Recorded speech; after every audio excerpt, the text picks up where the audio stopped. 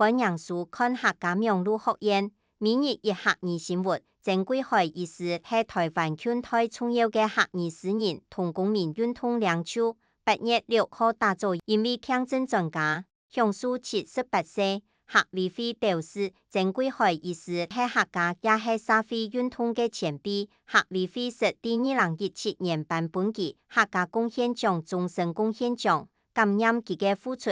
今夏透過辦政之勇創，感謝其對文化、社會運動嘅貢獻，希望大家永遠懷念其，也共下傳承客家文化。8月27號，曾貴海醫師嘅告別對司禮拜，由賴總統頒發總統府國策顧問聘書同褒揚令。客委會股主李辦政之勇創，共下感念其一生人對台灣嘅貢獻。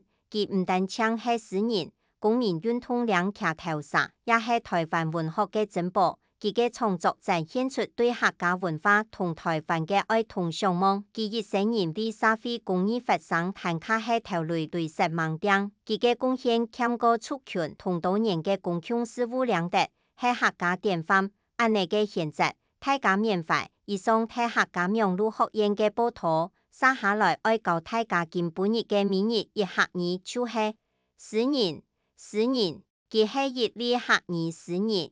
佢係一位客語詩人，唔學為盲，下一拜章來了。